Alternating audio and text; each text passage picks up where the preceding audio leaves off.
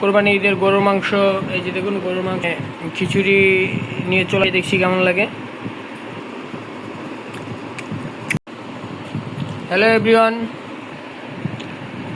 Cook food ও blog channel আপনাদের সবাইকে স্বাগত। আজকে আমি কোরবানি ঈদের গরুর মাংস, এই যে দেখুন গরুর মাংস দিয়ে এখানে খিচুড়ি নিয়ে চলে আসলাম খাওয়ার জন্য।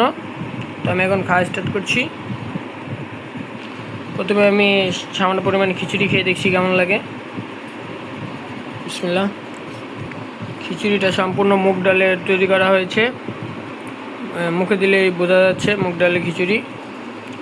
এই যে গরুর মাংস, ঈদের রান্না করা, কোরবানিতে রান্না করা গরুর মাংস।